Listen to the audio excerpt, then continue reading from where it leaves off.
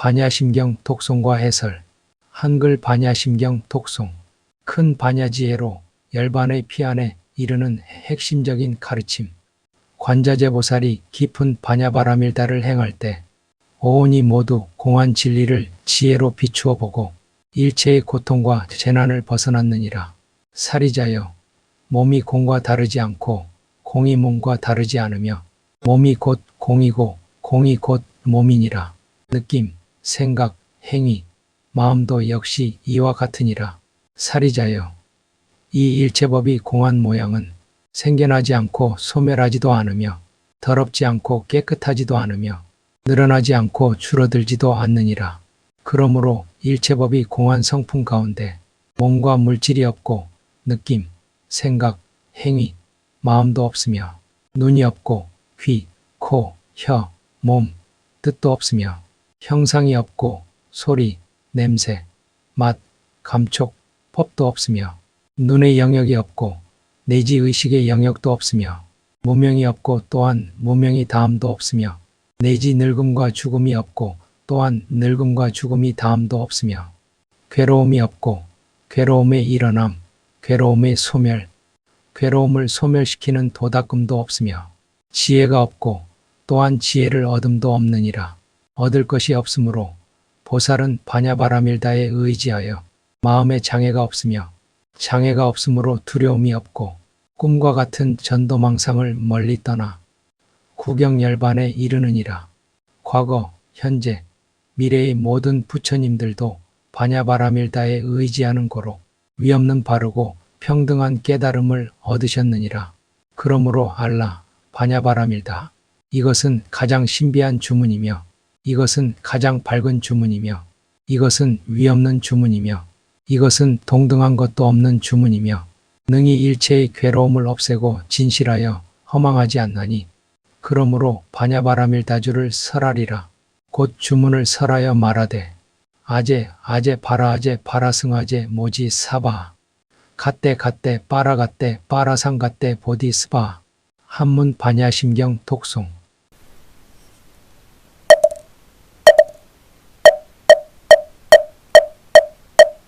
마반야바라밀다심경 관자재보살 행심 반야바라밀다시 조견논 개공도 일체고액사리자 색불이공 공불이 색색즉시공 공즉시색 수상행식력 부여시사리자 시제법공상 불생불멸 불구 부정 부정 불가 시고 공중 무생 무수상행식 무한이비설신의 무색성향 미촉법 무한계 내지 무의식계 무무명 영무무명진 내지 무노사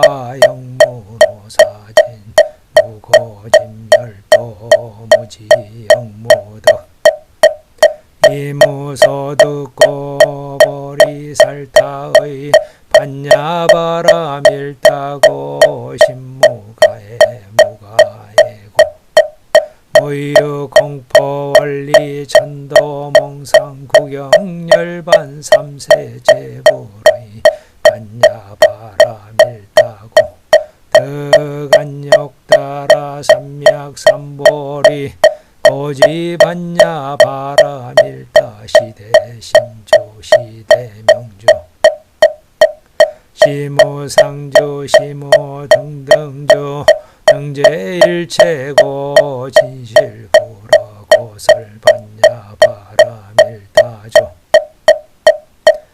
즉설주알아제 아제 바라아제 바라승아제 모지사바 아제 아제 바라아제 바라승아제 모지사바 아제 아제 바라아제 바라승아제 모지사바.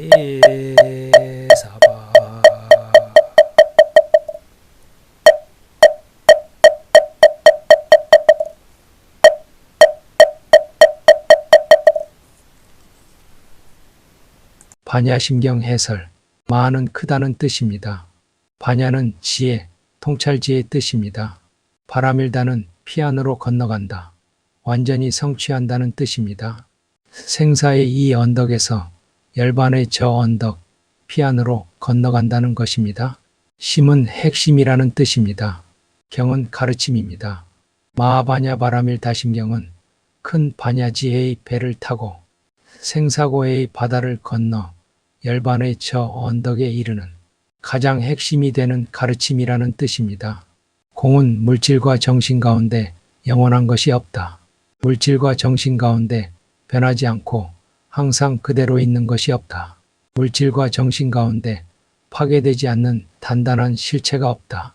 물질과 정신 가운데 부서지지 않는 단단한 알맹이를 얻을 수 없다는 뜻입니다. 상유따니까야의 포말경, 자바함 포말경에 세존의 말씀이 있습니다. 물질은 물거품 덩이와 같아서 단단한 실체가 없다. 느낌은 장마철의 지면에서 생기는 물거품과 같아서 단단한 실체가 없다. 생각은 사막에서 일어나는 아지랑이와 같아서 단단한 실체가 없다. 행위는 바나나 나무 줄기와 같아서 단단한 심재, 실체가 없다. 마음은 환각 또는 마술사의 눈속임과 같아서 허망하고 단단한 실체가 없다. 이렇게 말씀하셨으니 이것이 공의 뜻입니다.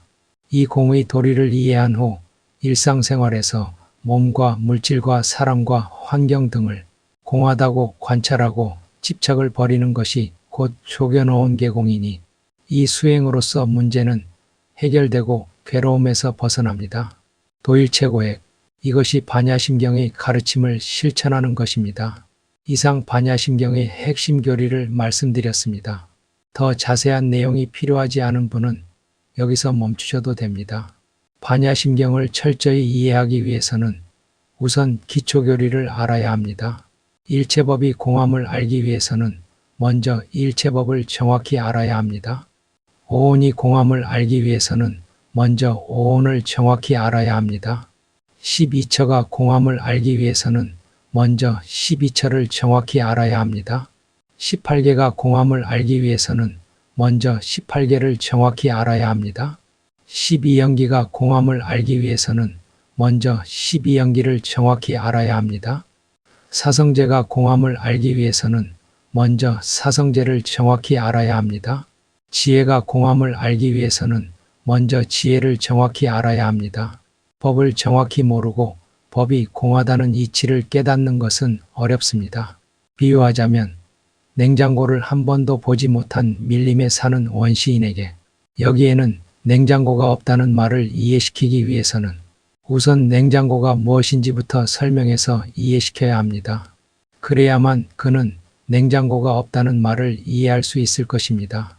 일체법은 유의법과 무의법으로 나누어집니다. 유의법은 의도와 업으로 만들어진 것, 즉 형성된 것입니다. 그것은 원인과 조건의 인연에 따라 생긴 것, 조건지어진 것입니다. 그것은 일어나고 사라지는 것, 즉 생멸하는 것입니다. 그것은 정신과 물질, 즉 오온, 12처, 18개, 12연기의 12가지 법들입니다. 무의법은 의도와 업으로 만들어지지 않은 것, 즉 형성되지 않은 것입니다. 그것은 조건지어지지 않은 것, 즉 인연 따라 생기지 않은 것입니다. 그것은 생멸이 없는 것, 즉 일어남도 없고 사라짐도 없는 것입니다. 그것은 열반입니다. 그것은 열애의 법신, 진여, 불성 등으로도 불립니다. 오온은 물질과 정신입니다. 물질은 색입니다. 색은 10가지가 있습니다. 옥은 즉 눈, 귀, 코, 혀, 몸과 오경 즉 형상, 소리, 냄새, 맛, 감촉의 10가지가 곧 물질입니다. 정신은 수상행식입니다. 이 가운데 식은 마음이고 수상행은 심소 또는 마음부수라고 말합니다. 심소 즉 마음부수는 마음과 함께 일어나서 마음을 돕는 법들이기 때문입니다. 수는 느낌, 감정의 정신활동입니다. 상은 표상, 즉 과거에 경험했던 색수상행식의 기억과 이미지 그리고 문득 떠오르는 생각들의 정신활동입니다. 행은 행위, 즉 선과 악의 업을 짓는 정신적 활동입니다. 행에는 여러 가지 법들이 포함되어 있습니다. 여기에는 선악의 업을 짓는 의도가 포함됩니다. 또한 유익한 법들, 즉 지혜, 자비, 믿음, 겸손함 등이 포함됩니다. 또한 해로운 법들, 즉 탐욕, 성냄, 어리석음, 자만, 의심 등이 포함됩니다. 식은 마음입니다. 이것은 대상을 식별하는 정신활동으로서 예를 들어 이것은 성냄이구나 하고 대상을 아는 것입니다. 12처는 오온 가운데 색, 물질을 10가지로 세분한 것입니다. 보통 육군과 육경이라고 말합니다. 육군은 안의 법들로서 눈, 귀, 코, 혀, 몸의 5가지 감각기관과 마음입니다. 육경은 밖의 법들로서 형상, 소리, 냄새, 맛, 감촉의 5가지 감각 대상들과 수상행의 법들입니다. 마음은 육군이라는 토대에 의지하여 육경을 인식합니다. 마음은 눈의 감각 기능을 통하여 형상을 인식합니다. 마음은 귀를 통하여 소리를, 코를 통하여 냄새를, 혀를 통하여 맛을, 몸의 감각 기능을 통하여 감촉을 인식합니다. 마음은 오관을 통하지 않고 직접법, 즉 수상행을 인식합니다. 18개는 육군, 육경, 육식입니다. 12처에서 의처 즉 마음을 육식으로 자세히 분류한 것입니다. 육식은 안식, 이식, 비식, 설식, 신식, 의식입니다. 12연기에서 무명은 번뇌이고 행은 업입니다.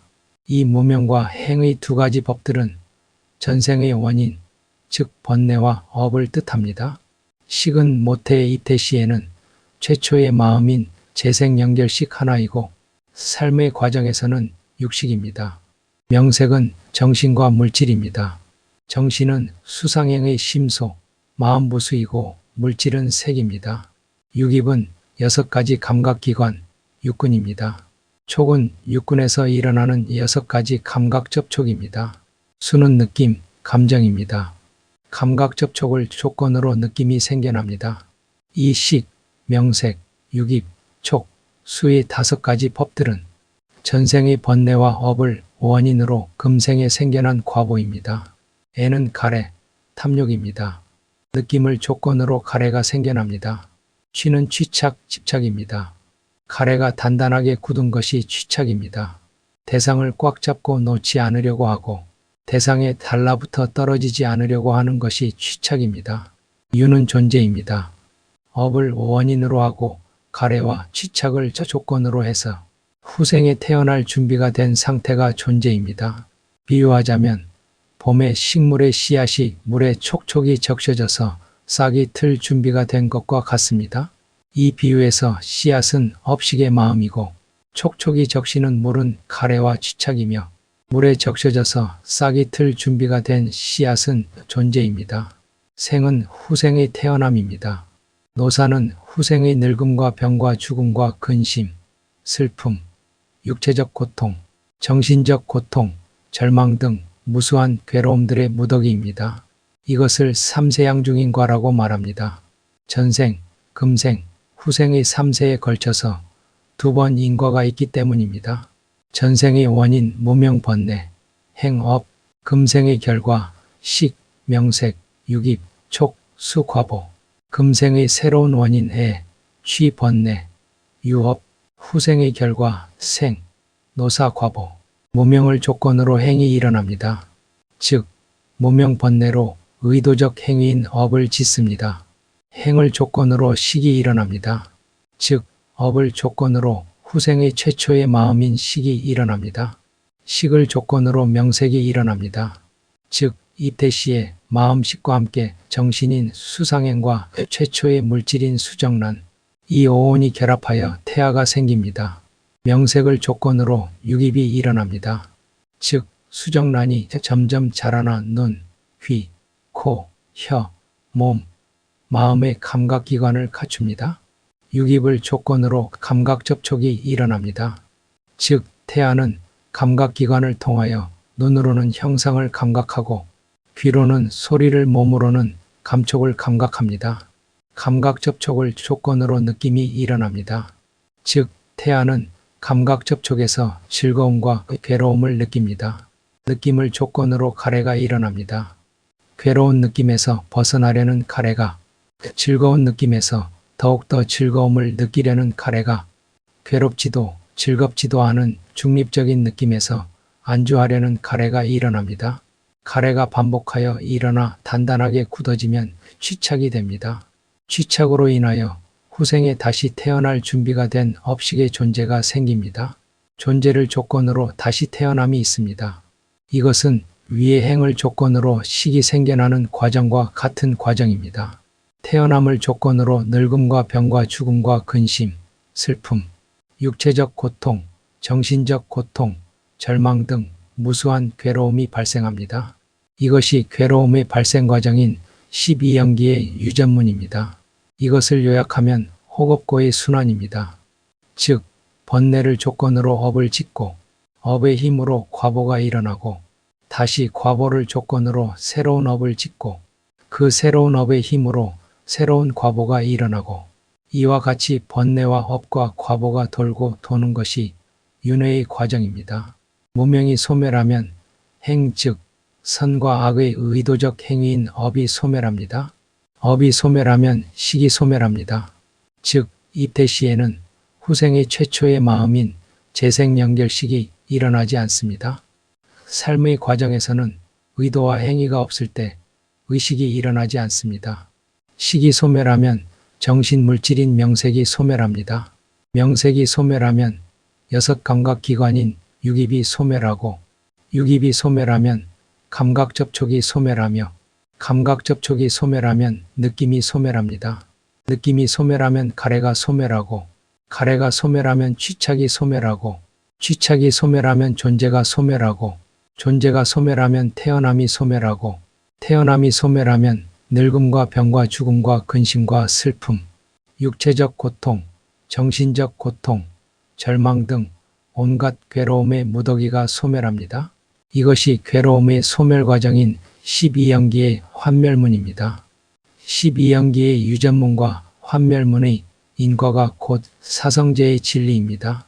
고성제는 연기 유전문의 결과, 즉 생과 노사 오온입니다. 집성제는 연기 유전문의 원인, 즉 무명 존재 가래입니다. 멸성제는 연기 환멸문의 결과, 즉 생사와 괴로움의 소멸 열반입니다. 도성제는 연기 환멸문의 원인, 즉 무명의 소멸 존재의 소멸 팔정도입니다. 반야심경에서는 왜 이 법들, 즉 물질과 정신인 오온, 12처, 18개, 12연기의 법들, 사성제, 번뇌를 끊고 진리를 증득하는 지혜가 모두 다 공하다고 설했습니까? 생멸하는 것은 모두가 고정불변의 단단한 실체가 없기 때문입니다. 그것들은 모두 꿈과 같고 환각과 같고 물거품과 같기 때문입니다. 만약 번뇌가 단단한 실체가 있다면 번뇌는 결코 파괴되지 않을 것이고 부서지지 않을 것이고 사라지지 않을 것이고 소멸하지 않을 것입니다. 그렇다면 부처님과 보살과 벽지불과 아라한은 번뇌를 없앨 수 없고 해탈할 수 없습니다. 그러나 번뇌는 실체가 없기 때문에 진리를 깨닫고 닦아 익히면 번뇌가 사라집니다. 그러므로 부처님과 보살과 벽지불과 아라한은 해탈한 것입니다. 그렇다면 지혜와 자비와 무욕과 겸손함과 믿음 등의 선법들은 왜 실체가 없어서 공하다고 설했을까요? 그것들도 역시 한 찰나의 생멸하는 무상한 것이기 때문입니다. 수행적인 측면에서 말하면 선법들의 실체가 있다고 보는 사견으로 인하여 자만과 가래와 집착이 일어납니다.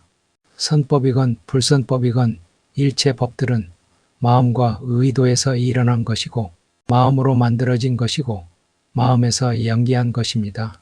그래서 법구경, 담마바다에서 마노마야 담마, 모든 법들은 마음으로 만들어진다고 설한 것입니다. 화엄경에서는 일체유심조, 일체법은 오직 마음으로 만들어진다. 무량제경계 실종심연기, 한량없는 모든 경계가 모두 마음으로부터 연기한 것이다. 라고 설한 것입니다. 그러나 그 마음 또한 실체가 없어서 공하고 상이 없어서 무상입니다. 공도 또한 공하기 때문에 대품반야경의 18공 가운데 공공이 있습니다. 명칭과 모양을 분별하는 일체의 말과 생각이 그치고 쉬어야만 공, 무상, 정멸의 열반, 진여, 중도의 진리에 개합하게 됩니다. 스님들과 불자님들을 포함한 이 세상 모든 사람들과 천신들과 시방세계 3계 육도의 모든 중생들이 이 반야심경의 가르침을 일상생활에서 매순간 꿰뚫어 보고 통찰하여 일체의 고통과 재난에서 벗어나시기를 기원합니다. 안녕하세요, 청취자 여러분. 오늘 함께 살펴볼 자료는 반야심경 독송과 해설입니다. 네, 안녕하세요. 사실 불교에 큰 관심이 없더라도 색즉시공, 공즉시색 이 구절은 정말 익숙하잖아요. 그렇죠. 거의 모든 분들이 한 번쯤은 들어보셨을 거예요. 그런데 이 짧은 경전이 우리 삶의 거의 모든 괴로움을 해결할 수 있는 어떤 열쇠를 담고 있다고 하는데요. 맞아요. 짧지만 그 안에 담긴 우주가 정말 어마어마하죠. 그래서 많은 분들이 어렵다고 느끼시거나 모든 게 다 비어있다는 식의 허무주의로 오해하기도 쉽습니다. 바로 그 지점입니다. 그래서 오늘 저희의 임무는 명확합니다. 반야심경의 핵심 개념인 공이 과연 허무하고 공허한 것인지 아니면 오히려 우리를 자유롭게 하는 가장 강력한 도구인지 그 본 모습을 한번 파헤쳐보는 겁니다. 좋습니다. 자, 그런데 시작부터 제목이 거의 암호 수준이에요. 마하바냐 바라밀다 심경. 하하, 그렇죠. 자료에 따르면 이 제목 자체가 경전 전체를 요약한 지도라고 하던데요. 정말 완벽한 비유입니다. 말 그대로 지도예요. 한번 같이 풀어볼까요? 네, 좋습니다. 제공된 해설에 보면 우선 마하는 산스크리트어로 위대한, 크다는 뜻이고요. 아, 마하, 크다는 뜻이군요. 네. 그리고 반야는 지혜를 의미합니다. 근데 이게 단순한 지식이 아니라 사물의 본질을 꿰뚫어 보는 통찰력에 가까운 지혜죠. 위대한 지혜. 좋습니다. 그럼 그 다음 바라밀다는 뭔가요? 이건 좀 어렵네요. 저쪽 강가로 건너간다는 뜻이에요. 저쪽 강가요? 네. 여기서 이쪽 강가면 고통과 번뇌로 가득한 우리의 현실 세계, 즉 차 아니고요. 저쪽 강가는 모든 고통이 사라진 평온의 세계, 열반, 피안을 상징합니다. 아, 그리고 심은 핵심, 경은 가르침을 의미하죠. 잠깐만요. 그럼 이걸 다 합쳐보면 위대한 지혜를 사용해서 네, 고통의 강을 건너 열반의 저편으로 가는 핵심 가르침. 와. 맞습니다. 그러니까 이름 안에 이미 목적지랑 내비게이션이 다 들어있는 거네요. 정확합니다. 우리가 어디로 가야 하고 무엇을 무기 삼아 가야 하는지를 제목이 처음부터 선언하고 있는 거죠. 그렇군요. 이름부터가 정말 대단한 선언이네요. 그럼 그 위대한 지혜의 핵심 도구가 바로 공사상일 텐데 이게 사실 아무가 또 없다는 뜻으로 오해하기가 너무 쉽잖아요. 네, 맞아요. 가장 큰 오해죠. 경전의 첫 구절도 오원이 모두 공한 것을 비추어 보고 모든 고통에서 벗어났다로 시작하는데 도대체 이 공하다는 게 뭘까요? 아주 중요한 질문입니다. 결론부터 말씀드리면 공은 아무것도 없음이 절대 아닙니다. 절대 아니다. 네. 자료에서는 공을 영원하거나 변하지 않는 고정된 실체가 없음으로 정의합니다. 즉, 이 세상의 물질이든 정신이든 그 안에 다이아몬드처럼 단단하고 파괴되지 않는 알맹이는 없다는 뜻이에요. 알맹이가 없다. 모든 것은 수많은 원인과 조건들이 잠시 모여서 만들어졌다가 조건이 닿으면 흩어지는 현상이라는 거죠. 고정된 실체가 없다. 머리로는 알겠는데 여전히 좀 안개 속에 있는 것처럼 막연하게 들립니다. 그렇죠. 그래서 자료에서 정말 기가 막힌 비유를 가져옵니다. 고대 경전인 상류다니카야에 나오는 비유인데요. 우리의 존재를 구성하는 5가지 요소, 오온을 하나씩 설명해요. 네. 먼저 우리의 몸, 즉 물질은 물거품 덩어리 같다고 해요. 물거품 덩어리요. 형체는 있는데 만지면 그냥 푹 하고 터져버리는. 바로 그거죠. 실속 없는 존재라는 겁니다. 겉은 멀쩡해 보여도 병 하나에 무너지기도 하니까요. 그러네요. 그리고 우리가 느끼는 감정이나 느낌은 비 올 때 수면에 생기는 물방울 같다고 합니다. 물방울. 생기는가 싶으면 바로 터져버리죠. 네, 기쁨도 슬픔도 영원히 머물지 않잖아요. 또 우리의 생각이나 기억은 사막의 아지랑이와 같다고 합니다. 아지랑이요? 분명히 저기 물이 있는 것처럼 보이는데 막상 가보면 아무것도 없는 것처럼요. 와, 어젯밤에 그렇게 심각하게 했던 걱정이 다음날 아침에 보면 내가 왜 그런 걸로 속을 끓였지 싶을 때가 있는데 딱 그런 느낌이네요. 바로 그 느낌입니다. 그리고 우리의 의지나 행동은 속이 텅 빈 바나나 나무 줄기와 같다고 해요. 바나나 나무요? 네, 껍질을 계속 벗겨도 중심에 단단한 심지가 없다는 겁니다. 마지막으로 우리의 마음, 즉 의식은 마술사의 눈속임 같다고 합니다. 눈속임이요? 진짜처럼 생생하게 느껴지지만 사실은 환상이라는 거죠. 와, 그 비유들을 들으니까 개념이 아니라 이미지로 확 들어오네요. 내 몸, 내 감정, 내 생각, 그 어느 곳 하나 붙잡으려고 해도 손가락 사이로 빠져나가는 모래알 같다는 거군요. 네, 맞습니다. 이게 바로 공이군요. 네. 이렇게 나라고 믿었던 모든 것들이 실은 물거품이나 아지랑이처럼 실체가 없다는 것을 꿰뚫어 보는 것. 이것이 바로 첫 구절에 나온 조견오운 개공이고요. 아, 조견오운 개공. 이걸 깨달으면 자연스럽게 집착이 사라지면서 고통에서 벗어난다.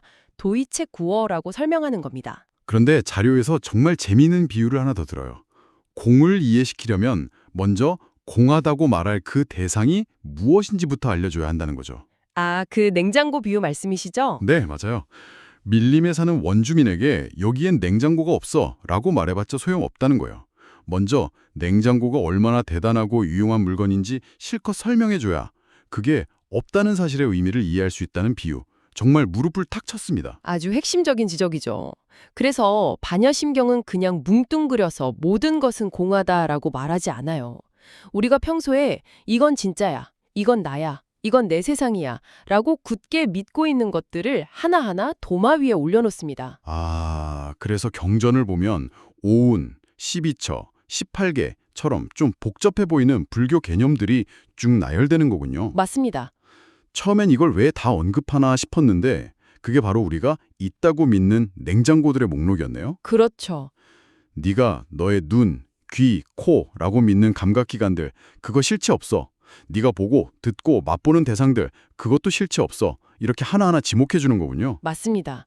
우리가 현실이라고 믿는 세계의 설계도를 쫙 펼쳐놓고 자 봐, 이 부품도 저 부품도 고정된 건 하나도 없어 라고 친절하게 알려주는 거죠. 와, 그 중에서도 특히 우리 삶의 고통이 어떤 메커니즘으로 발생하고 또 어떻게 하면 그 고통을 소멸시킬 수 있는지를 보여주는 인과관계의 사슬, 12연기가 그 설계도 핵심이라고 할 수 있습니다. 12연기, 12개의 연결고리라는 뜻이군요. 네. 듣다 보니 번뇌, 행동, 괴로움 이 세 가지가 계속 맴도는 어떤 악순환이 그려지는데요.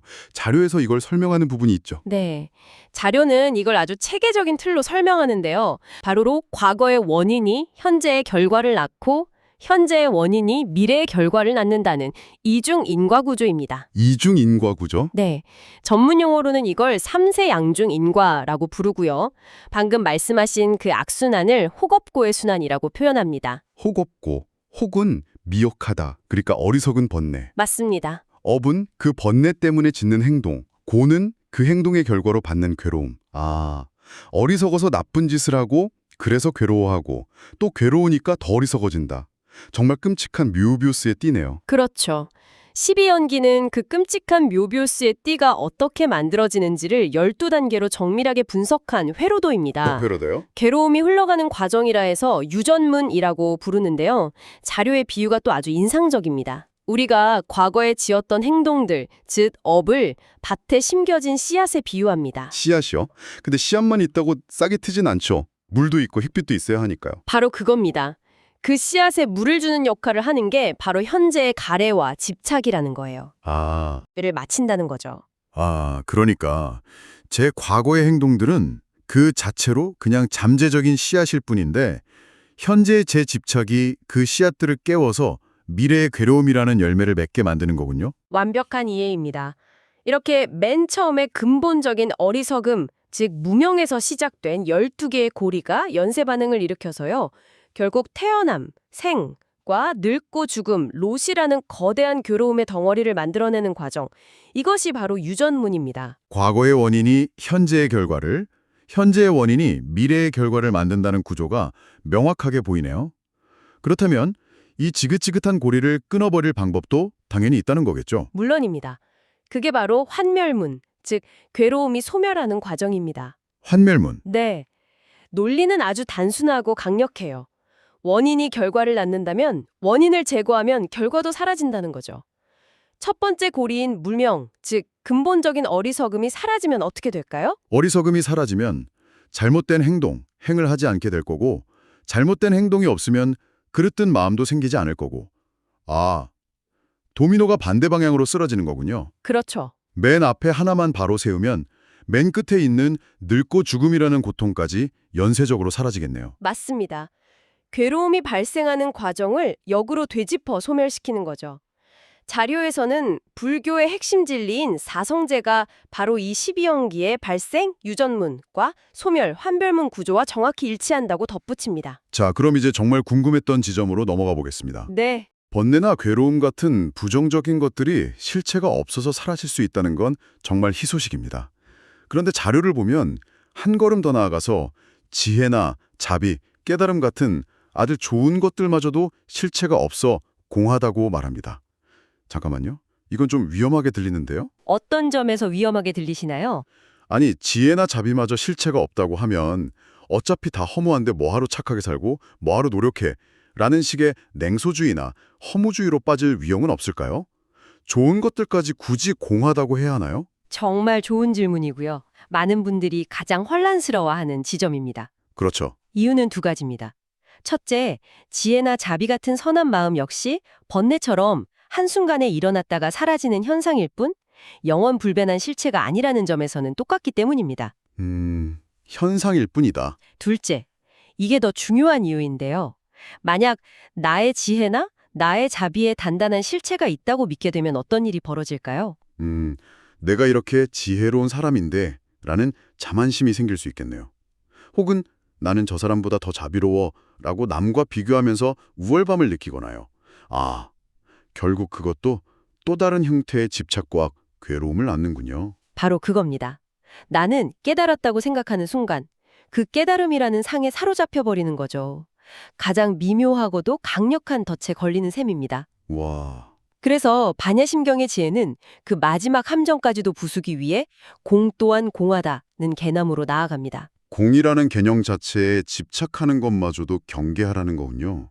나는 모든 것이 공하다는 진리를 알았어 라고 생각하는 순간 그 안다는 생각에 또다시 발목이 잡히는 거니까요. 정말 철저하네요. 일체 유심조, 즉 세상 모든 것은 오직 마음이 만들어낸다는 말로 귀결된다고 설명합니다. 일체유심조. 하지만 그 모든 것을 만들어내는 그 마음조차도 고정된 실체가 없기에 결국 공하다는 것. 이것이 반야심경이 우리를 데려가려는 궁극의 지점입니다. 정말 깊이가 다르네요. 오늘 반야심경 해설 자료를 통해 공이라는 개념을 탐구해봤는데요. 단순히 비어있다는 허무한 개념이 아니라 물거품이나 아지랑이처럼 실체가 없기에 오히려 우리가 거기에 얽매일 필요가 없다는 아주 적극적인 자유의 선언이었던 것 같습니다. 네, 그렇죠. 그리고 12연기라는 정밀한 회로도를 통해 고통에 발생하는 메커니즘과 그 스위치를 끄는 방법까지 살펴봤고요. 결국 오늘 탐구의 핵심은 공이 허무주의가 아니라 오히려 고통에서 벗어나는 가장 실용적이고 적극적인 방법이라는 점이었습니다. 우리가 괴로운 이유는 무언가를 영원한 내 것이라고 꽉 붙잡기 때문인데 반야심경은 그 꽉 쥔 손을 부드럽게 펴주는 안내서였던 셈이죠. 꽉 쥔 손을 펴주는 안내서. 정말 와닿는 정리네요. 그리고 그 안내서의 마지막 장에는 아마 이렇게 쓰여 있을 것 같습니다. 이 모든 것은 머리로 이해하는 지식 게임이 아니다. 맞습니다. 자료의 마지막 문장이 오늘 나눈 이야기의 목적을 명확히 보여줍니다. 이 반야심경의 가르침을 일상생활에서 매 순간 꿰뚫어 보고 통찰하여 일체의 고통과 재난에서 벗어나는 것. 아, 결국 핵심은 삶 속에서의 실천이라는 거죠. 머리로 아는 것을 넘어 삶에서 직접 체험하는 데 그 진정한 의미가 있습니다. 마지막으로 청취자 여러분께 질문 하나를 남기면서 마무리할까 합니다. 자료에서는 진정한 진리는 일체의 말과 생각이 그치고 쉬어야만 비로소 알 수 있다고 말합니다. 네. 그렇다면 오늘 우리가 나눈 이 모든 말과 생각들은 과연 어디를 향하고 있는 걸까요?